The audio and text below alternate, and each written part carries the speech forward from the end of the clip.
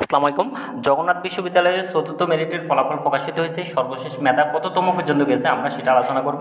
তার আগে দেখি আমাদের ভর্তি ফরম পূরণ করা সেটা 25 মার্চ দুপুর 12টা থেকে 30 মার্চ রাত 11টা 59-এর ভিতরে কিন্তু অনলাইনে লগ ইন করে ওয়েবসাইট থেকে লগ ইন করে ভর্তি ফি জমা দিয়ে ভর্তি ফরম পূরণ করে সেটা প্রিন্ট দিতে হবে। এই প্রিন্ট কপি এবং হলো আমাদের মাধ্যমিক উচ্চ মাধ্যমিকের মার্কশিট এবং হলো অ্যাডমিট কার্ড মূল কপি আর হলো আমাদের 2 কপি পাসপোর্ট সাইজের ছবি নিয়ে আমরা 29 থেকে 31 মার্চ সকাল 8টা থেকে বিকেল 4টার মধ্যে অবশ্যই নিজ ডিপার্টমেন্টে ভর্তি নিশ্চিত করতে হবে।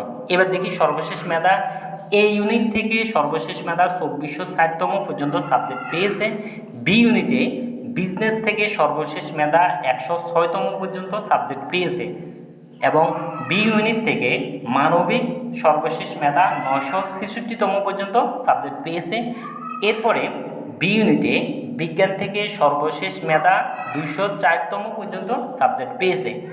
এবার দেখি আমরা সি ইউনিটে বাণিজ্য থেকে সর্বশেষ 1017তম পর্যন্ত কিন্তু সাবজেক্ট পেয়েছে। এরপরে সি ইউনিটে মানবিক থেকে সর্বশেষ মেধা সাবজেক্ট পেয়েছে 25তম। এরপর সি ইউনিটে বিজ্ঞান থেকে সর্বশেষ 107তম পর্যন্ত সাবজেক্ট পেয়েছে। তারপর আমাদের ডি ইউনিটও সেম, সবাই আবেদন করতে পারবে। সেক্ষেত্রে ডি ইউনিটে বিজনেস থেকে সর্বশেষ মেধা 85তম, তবে এখানে আবার কিছু সাবজেক্টে 339তম পর্যন্ত সাবজেক্ট পেয়েছে। নর্মালি 85তম পর্যন্ত সাবজেক্ট পেয়েছে বিজনেস থেকে। এরপর ডি ইউনিটে মানবিক থেকে 942 সর্বশেষ মেধা 942তম পর্যন্ত কিন্তু সাবজেক্ট পেয়েছে।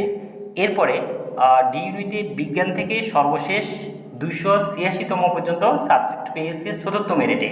এরপর আমাদের চারুকলা ইউনিট মানে ইউনিটে সবার জন্য সেম।